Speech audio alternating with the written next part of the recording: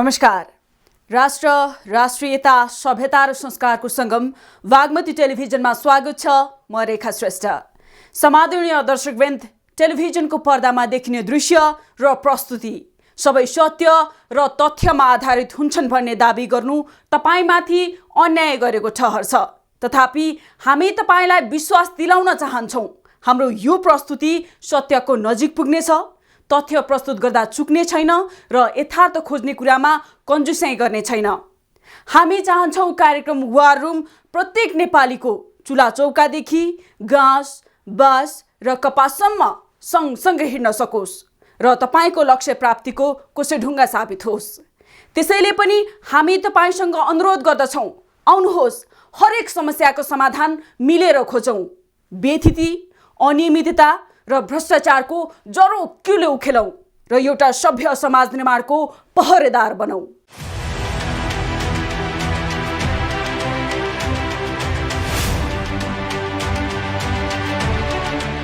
अपराध र राजनीति एकअर्काका परिपूरक बन्न थाले भने के होला? उत्तर सजिलो छ, नेपाल जस्तै होला। नेपालको राजनीति र राजनीतिक दलका नेता कार्यकर्ताले राजनीतिको परिभाषा नै फेरिसके। अपराधलाई राजनीतिको बलियो अङ्ग बनाएका राजनीतिक दलहरू अपराध कर्मलाई बहादुरी ठान्छन्। कार्यकर्ता अपराध कर्मकै शिक्षा दीक्षाबाट सुसज्जित भएर हिँड्छन्। हात हतियार बोक्नु, हिंसा गर्नु सामान्य भइसक्यो हाम्रो समाजमा। कुनै बेला भारतको बिहारमा हुने खुल्लम खुल्ला अपराध यतिखेर नेपालमा भइरहेको छ। उति बेला बिहारमा लालुको राज थियो, अहिले नीतिशको राज छ। अपराधको विश्व नमुना बिहारी राजनीति सुध्रिएर पश्चिमाले प्रशंसा गर्न थालिसके बिहारको, तर सुन्दर शान्त नेपालको राजनीतिमा जताततै अपराधै अपराध झाँगिएर सिमानाका समेत बन्द हुन थालेका छन्। कुनै बेला व्यापारको स्वर्णद्वार भनेर चिनिएको तातोपानी नाका अपराधीकरणकै नाममा बन्द भयो। किन?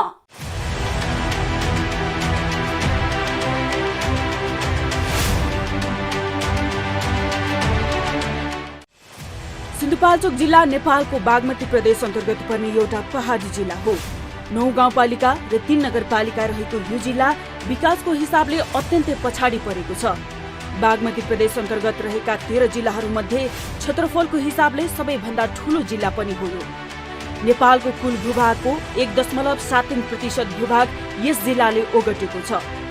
यो जिल्लाको सिमाना उत्तरमा चीन, पश्चिममा रसुवा र नुवाकोट, दक्षिणमा काठमाडौँ र काभ्रेपलाञ्चोक अनि पूर्वमा दोलखा र रामेछापसँग जोडिएको छ।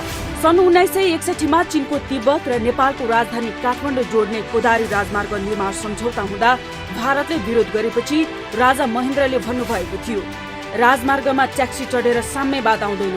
कोदारी राजमार्ग निर्माण भएपछि नेपालमा साम्यवाद त भित्रिएन, तर यो मार्गले नेपाल, भारत, चीन र पश्चिमा राष्ट्रहरूबीचको भू राजनीतिक सम्बन्धमा भने असर पारिरहेको छ। तातोपानी नाका भारत, चीन र पश्चिमा शक्तिका लागि आफ्नै रणनीतिक स्वार्थ बन्दै आएको छ। तातोपानी सीमा क्षेत्र कति रणनीतिक महत्त्वको छ भन्ने सवाल राजमार्ग स्थापना अगावैदेखि सुरु भएका विवादबाट समेत बुझ्न सकिन्छ, जसलाई भारतले चिनिया लालसेना नेपाल छिर्न सक्ने रणनीतिक महत्त्वको बाटो भएको भन्दै विरोध गरेको थियो। अझ स्वतन्त्र तिब्बतको मुद्दा अन्तर्राष्ट्रियकरण बनेपछि त चीनको नजर समेत उसको दक्षिणी छिमेकी मुलुकतिरै सोझिएको छ। दुई छिमेकी मुलुक बीचको शक्ति सम्बन्धलाई सन्तुलित बनाउने एकमात्र वैधानिक मार्ग भएकाले यसको सामरिक महत्त्वको गहिराई स्वत बुझ्न सकिन्छ। व्यापार र रणनीतिक हिसाबले पनि तातोपानी नाका महत्त्वपूर्ण रहँदै आएको छ। अपराधका दृष्टिले पनि यो अन्तर्देशीय ट्रान्जिट पोइन्ट बनेको छ। रक्तचन्दन, सुन, डलर र वन्यजन्तुका अङ्ग अन्तर्देशीय आपराधिक गिरोहको सञ्जालले यो मार्ग हुँदै वारपार गराउने गरेका छन्। काठमाडौँबाट चीनको खासा 130 किलोमिटरको दूरीमा छ। नेपालबाट सिधै चीन जोडिने र छोटो दूरीको एकमात्र सडक मार्ग हो तातोपानी। सडक मार्ग छोटो पर्ने भएकाले पनि यो मार्गबाट अवैध गतिविधि बढी हुने गरेको छ।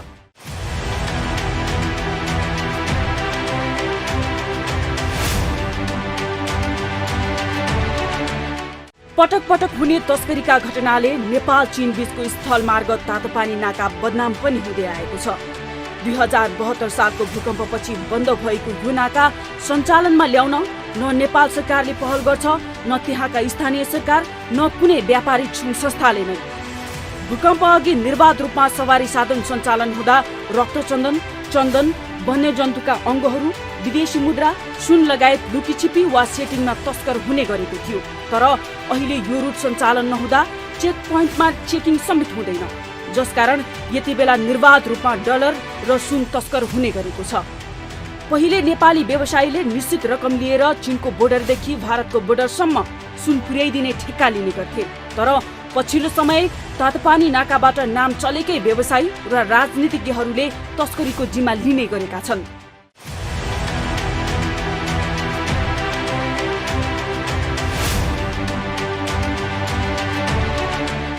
सिन्धुपाल्चोकका पौडेल परिवारमा 4 दाजुभाइलाई नचिन्ने सायद कमै होलान्। ती 4 दाजुभाइ तस्करीमा मुछिँदै आएका छन्। 4 भाइमध्ये राजकुमार कान्छा हुन्। उनका दाजु बच्चु हुन्डी कारोबारमा जोडिएका छन्। 2069 भदौ 30मा रक्तचन्दन तस्करीमा पक्राउ परेका ध्रुव पौडेल उनका अर्का दाजु हुन्।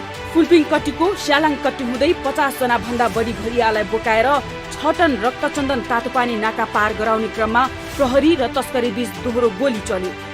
गोली लागेर 1 जनाको मृत्यु पनि भयो। प्रताप तामाङ र बिर्खबहादुर श्रेष्ठ पक्राउ परे। उनीहरूकै बयानका आधारमा ध्रुव पौडेललाई पक्राउ गरियो। ध्रुव फुलपिङ कट्टी गाविसका पूर्व गाविस अध्यक्ष समेत हुन्। एमालेका चल्ता पूर्जा उनी पक्राउ परेको 15 दिनमै 30,000 धरौटीमा रिहा भए। उनका अर्का दाजु नारायण डलर तस्करीमा पक्राउ परे। 1.5 वर्षको जेल सजाय पाए। तिनै 4 भाइ मध्ये कान्छो भाइ राजकुमार यति बेला सिन्धुपाल्चोक जिल्ला हल्लाएर बसेका छन्।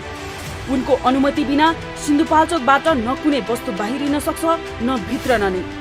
एउटा सामान्य परिवारका व्यक्ति सानो उमेरमै तस्करीका नाइके बन्दै सिन्धुपाल्चोक जिल्लाभर एकलौटी रूपमा राज गर्दै आइरहेका छन्। अहिले उनले आफ्नो कारोबार सिन्धुपाल्चोक जिल्लामा मात्रै सीमित नगरी अन्य क्षेत्रबाट पनि गर्दै आइरहेका छन्। नेपाल चीन सम्बन्धको प्रवेशद्वार हो तातोपानी। दुई देशको दौत्य सम्बन्ध प्रगाड पार्ने नाका हो तातोपानी। कोदारी राजमार्ग विस्तार गरेर राजा महेन्द्रले जोडेको चीन नेपाल भाइचाराको सम्बन्ध यतिखेर सङ्कटग्रस्त छ। राजनीतिमा अदूरदर्शिता र अपराधीकरण बढ्न थालेपछि राज्य सञ्चालकको आँखामा पनि फुलो पर्दो रहेछ।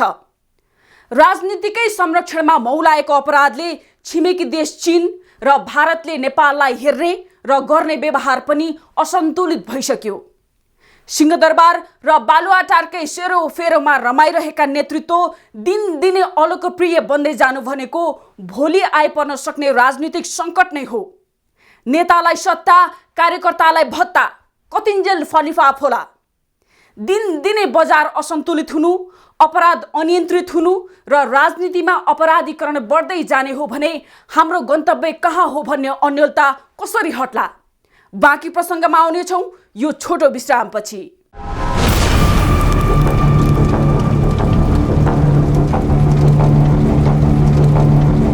भारतबाट लुकाई छिपाई ल्याइने रक्तचन्दन नेपालका विभिन्न नाका हुँदै चीन पुर्याइन्छ। चीनबाट लुकाई छिपाई ल्याएको सुन भारत पुर्याइन्छ। सुन र रक्तचन्दन अवैध रूपमा ओसार पोसार गर्ने भने नेपालका सुण्ड मुसुण्डहरूको गिरोह हो। सडक छाप रक्तचन्दन ओसारेर रातारात अरबपति बनेका छन् र तिनै तस्करका नाइके भनेर स्थापित पनि भएका छन्। जिल्लादेखि केन्द्रसम्म पहुँच बनाएका ती तस्करहरू नै राजनीतिक दलका नेतासम्म बन्न भ्याइसके। तातोपानी नाकाको अवैध धन्दामा 1-2 जनाको सक्रियता होइन, सिङ्गो राजनीतिक दलकै संलग्नता देखिन्छ। जब जिल्लाका जिम्मेवार नेताहरू नै अपराधीहरूसँग मिलेर तस्करी गर्छन् भने प्रशासनले पनि कसरी रोकोस्? बन्दुक बोकेर आउँछन् तर्साउन भन्ने गुनासो स्वयं जनप्रतिनिधिहरूको छ। यही अवैध गतिविधिका कारण वैध गतिविधि पनि ओझेलमा परेको छ तातोपानी नाकामा।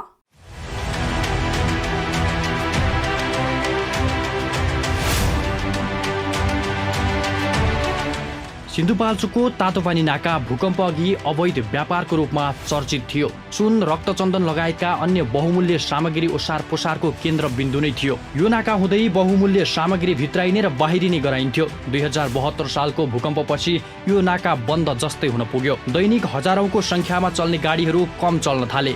जसकारण तस्करहरूले तातो पानी भन्सारको विकल्पको रूपमा रसुवागढी नाका प्रयोग गरे। चीनबाट नेपाल, चीन र भारत जोड्ने त्रिदेशीय नाकाका रूपमा विस्तार भइरहेको रसुवागढी नाकाबाट पछिल्लो समय धमाधम सुन बरामद हुनुले यो नाकामा तस्कर सक्रिय रहेको अनुमान गर्न सकिन्छ। तातोपानी नाकामा रक्तचन्दनदेखि सुनको अवैध कारोबार गर्ने पुरानै गिरोह यति बेला भूमिगत रूपमा रसुवा नाकामा सक्रिय भइरहेको छ। यसअघि अमेरिकी डलर अपचलन गरेको अभियोगमा सिन्धुपाल्चोक फुलपिङकट्टीका नारायण पौडेल पक्राउ परेका थिए। ठूलो रकम बुझाइ अदालतबाट छुटे। यहीबाट स्पष्ट हुन्छ कि यही गिरोह समूह बनाई रसुवा नाकामा सुन तस्करीलाई पेसा नै बनाइरहेका छन्। पौडेल पुराना रक्तचन्दन र चन्दन तस्कर हुन्। अहिले उनी यो पेसा छोडी सुन तस्करमा सक्रिय छन्। रसुवा र अन्य नाकामा हुने कडाइका कारण तस्करहरू बर्जाङको नाकालाई पनि प्रयोग गर्न थालेका छन्। चीनको सीमासँग जोडिएको बर्जाङको साइपाल दूरीको हिसाबले पनि छोटो पर्ने र पुलिस प्रशासनसँगको सेटिङमा तस्करहरूले यो नाकाबाट रक्तचन्दन अवैध सुन ओसार पोसार गरिरहेका छन्। जुन दिन सर्वसाधारण मान्छेले सबै गुन्डा भन्यो होइन, तरवार बोक्नु सुरुवात गर्यो। हिजो कलम बोक्ने मान्छेले तरवार बोक्यो, हिजो कुट्टो कोताला बोक्ने मान्छेले तरवार बोक्नु।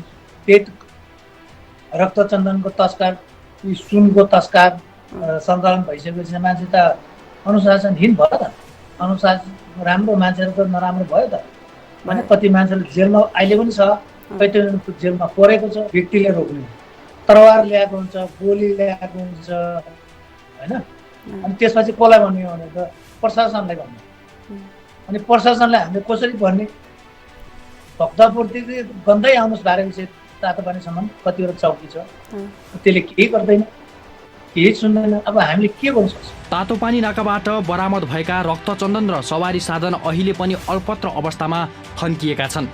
अवैध रूपमा भित्राइने क्रममा प्रहरीले बरामद गरेको करिब 40,000 किलोभन्दा बढी रक्तचन्दन कुहिने अवस्थामा पुगेको छ। सवारी साधन कवाडीमा परिणत हुन थालिसक्यो। उक्त परिमाणको रक्तचन्दन चीनको खासा लैजाँदै गरेको अवस्थामा प्रहरीले बरामद गरेको थियो। रक्तचन्दनको अवैध ओसार पोसार हुँदा प्रहरीले सिन्धुपाल्चोकका विभिन्न स्थान र काभ्रे पलाञ्चोकको पाँचखाल, दोलालघाट, उग्र चण्डी नाला, धुली खेल लगायतका क्षेत्रबाट तस्करमा संलग्न विभिन्न व्यक्तिलाई पक्राउ गरेको थियो। उनीहरूकै बयान अनुसार सिन्धुपाल्चोकका नारायण पौडेल नै तस्करहरूका मूल नाइके भएको खुल्यो। त्यही बयानकै आधारमा पौडेललाई प्रहरीले पक्राउ पनि गर्यो। प्रहरी र अब त्यहाँको कोही व्यापारी स्थानीय मिल्दैमा भने अहिले यत्रो आयोगहरू छन्, यत्रो विभिन्न थरीका त्यस्तो निकायहरू छन् हेर्ने, कहीँबाट नि त्यो फुत्किन सक्ने अवस्था छैन अहिलेको यस्तो परिस्थितिमा। त्यसैले मलाई लाग्छ त्यो असम्भव छ, त्यो भएको छैन जस्तो लाग्छ। होइन त्यस्तो नभएकै छैन भन्ने चाहिँ अब म पनि भन्दिनँ, त्यो मलाई पनि त्यो थाहा हुँदैन। त्यो हुनसक्ला भएको भएदेखि त्यहाँ समातिन्थ्यो, त्यो त्यसकारण यो भइरहेको छ भन्ने कुरो देखिन्थ्यो भन्ने कुरा मेरो हो। विगतमा खासा नाका भएर रक्तचन्दन तस्कर गर्दै आएको समूह पछिल्लो दिनमा रसुवाको केरुङ नाकाबाट सुन तस्करीमा सक्रिय हुन थालेको छ। रक्तचन्दन, सुन र हुन्डीका कारोबारबाट अकुत सम्पत्ति आर्जन गरेका सिन्धुपाल्चोकका व्यापारीहरूले पछिल्लो समय हाइड्रो पावरमा समेत लगानी गरेका छन्। शिवश्री हाइड्रोका अध्यक्ष पौडेल भए पनि मुख्य लगानीकर्ता विष्णु खत्री हुन्। खत्री रक्तचन्दन तस्करीका बादशाह नै हुन्। खत्रीले तातोपानी नाका सुचारू हुँदासम्म रक्तचन्दन तस्करी गरे। भूकम्पपछि तातोपानीबाट रक्तचन्दन कारोबार बन्द भएपछि उनी अवैध सुन चीनबाट नेपाल हुँदै भारततर्फ लाने प्रमुख माफिया बने। रक्तचन्दन र सुनबाट अर्जित अथाह सम्पत्तिको संरक्षणको लागि राजनीतिमा छिरे। कालो धनलाई वैध बनाउनका लागि 2074 सालको प्रदेश निर्वाचनमा सिन्धुपाल्चोकबाट नेपाली कङ्ग्रेसको उम्मेद्वार पनि बने, तर पराजित भए। खत्रीले रक्तचन्दन, सुनबाट आर्जन गरेको धन शिवश्री र भैरवकुण्ड हाइड्रोमा लगानी गरेका छन्। बच्चु पौडेल, उमेश कसजु समेत शिवश्रीका लगानीकर्ता हुन्। बच्चु पौडेल र उनका दाजुभाइ नारायण पौडेल र ध्रुव पौडेलहरू सुन, हुन्डी र डलर कारोबारी हुन्। नारायण पौडेल उन आयात गर्ने भनेर एलसी खोली उन नै नल्याई अवैध डलर कारोबार गरेकोमा जेल सजाय भोगिसकेका छन्। बच्चुका दाजुभाइकै सेटिङमा चिनिया अपराधीहरूले नेपालमा कारोबार गर्दै आइरहेका छन्। जो मान्छेहरूले गरेको छ तिनीहरूको नाम यहाँ एक मान्छेले छ, एक मिडियाले, एक नेता, एक पत्रकार, एक पुलिसको ठुलो मान्छेहरू थाहा छ कसले गर्यो भने। त हामी किन भने हामी त रिक्स लिनु, नाम लिनु सक्दैन होइन, कसैले नाम लिने। हामीले किन अब दुश्मन कमाउनु होइन। देशमा सरकार छ, सङ्घीय सरकार छ, प्रदेश सरकार छ, होइन, स्थानीय सरकार पनि छ। स्थानीय सरकारमा के अधिकार छ? एकजना प्रहरीले लजो गाएर चाहिँ त्यो सामान रोक भन्ने अधिकार छ, स्थानीय सरकारले दिएको छ? छैन। एकजना पिउनलाई नियुक्त गर भन्ने अधिकार छ? छैन। उयो सङ्केत आयो भन्ने भाषामा हो, होइन। अब सिंहदरबार गाउँ गयो भन्ने भाषामा मात्रै हो, त्यो पनि अधिकार छ। सूचना दिँदा के हुन्छ? गोली उनीहरूसँग हुन्छ, पैसा उनीहरूसँग हुन्छ, पुलिस उनीहरूसँग हुन्छ, पत्रकार उनीहरूसँग हुन्छ। हामी कसरी रोक्छौँ? ठुलो नेताहरू उहाँहरूसँग हुन्छ, कसरी रोक्छौँ? सम्भावना छैन हामीले। बच्चु पौडेलको अवैध रूपमा हुन्डी र डलर कारोबारबाट आर्जित रकम यति समूहद्वारा सञ्चालित नारायण हिटी दरबार अगाडिको नेपाल ट्रस्टको जग्गामा व्यापारी कम्प्लेक्समा पनि गरेको खुलासा भइसकेको छ। हुन्डी, डलर र सुनको कारोबारमा बच्चुका दाजुभाइलाई नेपाल प्रहरीका उच्च अधिकारीहरू, सिन्धुपाल्चोकका केही जनप्रतिनिधिहरू र व्यापारिक सङ्घ संस्थाहरूले समेत सहयोग गर्दै आइरहेका छन्। 2072 सालदेखि यो नाका लगभग बन्द भएको अवस्थामा पुगेको छ। तर पनि यो नाकाबाट सिल्क ट्रान्सपोर्टका कन्टेनरहरू दैनिक रूपमा सञ्चालन भइरहन्छ। चीनबाट तातोपानी नाका हुँदै नेपालमा ल्याइने सबै सामान ढुवानी गर्ने काम सबै यही कम्पनीको एकलौटी छ। यो नाका हुँदै बारम्बार तस्करीको सामान ओसार पसार निर्बाध रूपमा भइरहँदा पनि कोही चुक्क नबोल्नु र रोक्नु नचाहनुले यसबाट स्पष्ट हुन्छ कि यिनीहरूले स्थानीय प्रहरी प्रशासनलाई राम्रैसँग प्रभावमा पारेका छन् भनेर। यही नाकामा काम गर्दै र सिन्धुपाल्चोकको साथीभाइहरू त संलग्न हुने नै भइयो। त्यो सामान लाने माने चाहिँ कस्तो छ भनेर त्यो राम्रो खुल्ला गरेको भए, अनुमति दिएको भए, भन्छर रासोक ल्याएको भए त्यो तस्कार पनि हुँदैन थियो। त्यो त सामान ल्याउँदैन, मैले एकचोटि आफैले प्रत्यक्ष देखेको हो। राष्ट्रपतिको सवारी हुँदाखेरि स्कोटिङ हुन्छ नि, त्यस्तै गरी ल्याएको देखेको मैले। त्यहाँ तरवार हुन्छ, पिस्तौल हुन्छ, होइन। बाटोमा झन्डै चेक गर्ने ठाउँ 70 ठाउँ थियो चेकपोस्टहरू, पुलिसको चेकपोस्टहरू, होइन। त्यसमा गुन्डा संलग्न, नेता संलग्न, अब तस्कारी व्यवसायीहरू संलग्न, त्यसरी आउने गर्छ। कसैले रोक्नु सम्भव थिएन। नेपालको सुनचाँदीको सिङ्गो बजार तस्करहरूको हातमा पुगेको देखिन्छ। यति बेला तस्करहरूसँग सरकार तथा सुरक्षा निकायको संलग्नतामा मिले मतो र नियमनकारी नभई कमजोरीले गर्दा वार्षिक 50 अर्ब रुपैयाँ भन्दा बढी सुन बजार तस्करहरूको पकडमा रहेको छ। नेपाली बजारमा खुल्ला रूपमा बिक्री हुँदै आएको सुन अधिकांश अवैध रहेको पाइएको भनिन्छ।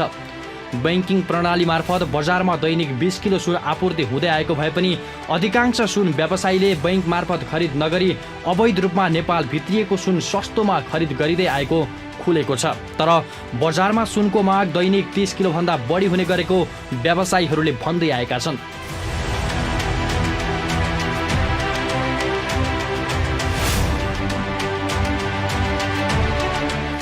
माग र आपूर्तिबीच दैनिक 10 किलो भन्दा बढीले असन्तुलन रहेकाले सुन व्यापारीहरूले वैधानिक भन्दा पनि तस्करीका सुन खरिद गरी उपभोक्तालाई बिक्री गरेको स्पष्ट छ। चीनले तातोपानी नाका खुलाउन तत्पर नहुनुको कारण 2072 सालको महाभूकम्प त्यस क्षेत्रमा जाने सुक्खा पहिरो र पछिल्लो कारण कोरोना भनेको छ। वास्तविकता त्यस्तो होइन। काठमाडौँमा भइरहने फ्री तिब्बत गतिविधिमा खासा स्थित चिनियाहरूको संलग्नता प्रमुख कारण नै हो। चीन विरुद्ध काठमाडौँमा भइरहेको गतिविधिकै कारण यी व्यापारीहरूलाई चीनले खासामा पुनर्स्थापना गर्न चाहँदैन। अर्को कारण नेपालमा अमेरिकी सहयोग मिलिनियम च्यालेन्ज कर्पोरेसन बीच भएको अनुदान सहायता सम्झौताको। उहाँहरूले चाहिँ अहिले 1 बाई चलाएको थियो नाका। उहाँ माथिबाट चाइनाबाट ल्याउने सामग्रीहरू ल्याउने, तातोपानीमा राम्रो ड्राइभर पनि बनाइदियो, चाइनिजहरूले नै हो। यो बाटोहरू पनि तपाईँको यो एकदम बाढी पहिरो भूकम्पबाट अस्ताव्यस्त बाटोहरू पनि अहिले सबै धेरै राम्रो चाइनिजले नै बनाएको छ, होइन।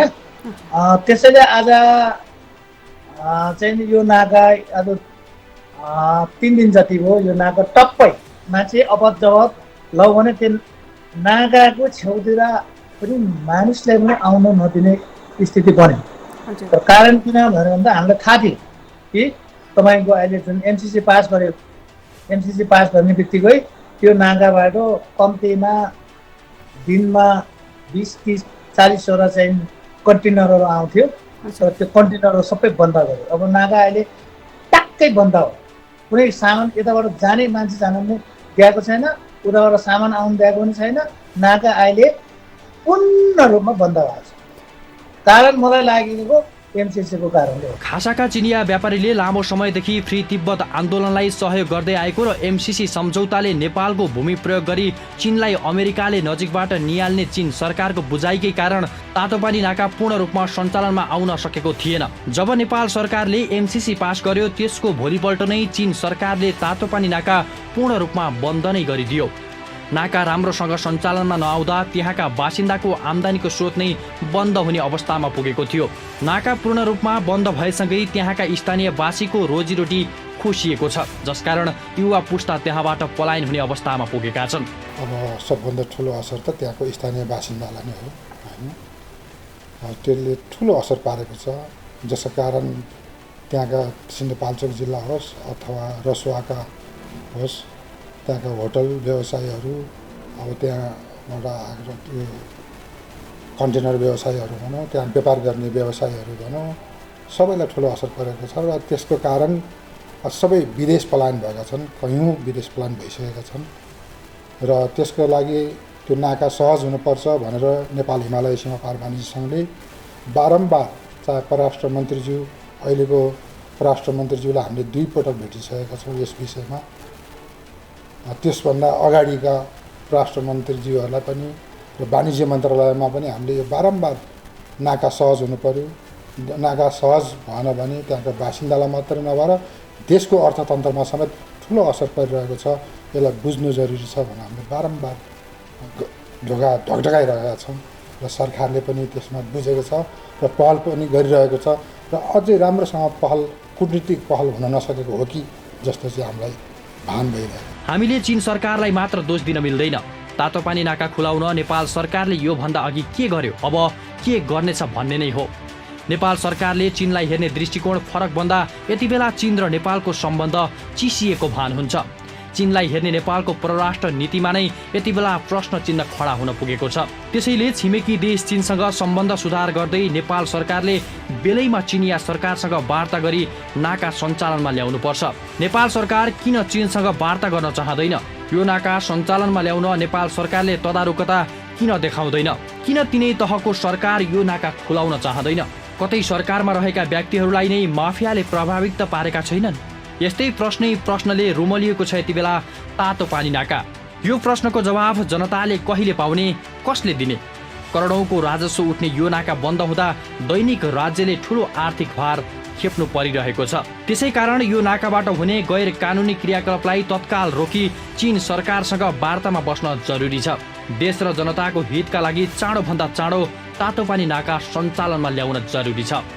समादरणीय दर्शकवृन्द, व्यक्तिले अपराध गर्छ, सुधार्न सकिन्छ जब अपराध सङ्गठित हुन्छ र त्यस्तो सङ्गठनलाई राजनीतिक संरक्षण प्राप्त हुन्छ, त्यो प्रवृत्ति बन्न पुग्छ। हो, आज हाम्रो मुलुकमा सङ्गठित अपराध मौलाइरहेको छ र त्यो अपराधलाई मलजल राजनीतिक दलहरूले गरिरहेका छन्। जब विकृति, विसङ्गति र भ्रष्टाचारमा सरकार आँखा चिम्लन्छ, त्यस्तो सरकार र नेताहरूबाट राज्यले के अपेक्षा गर्ने?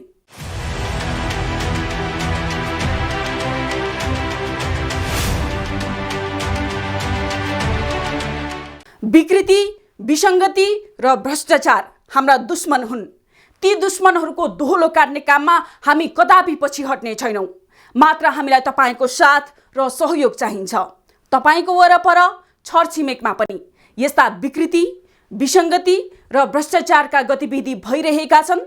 त्यस्तो सुइँको पाउनु भएको छ भने हामीलाई सुटुक्क 9851321798 मा फोन गर्नुहोला।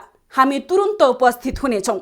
चिन्ता नलिनुहोस्, तपाईँको पहिचान हामी गोप्य राख्नेछौँ। आजलाई वार रुम यति नै। अर्को नयाँ विषयका साथ उपस्थित हुनेछौँ। हामीलाई हेर्दै रहनुहोला। नमस्कार।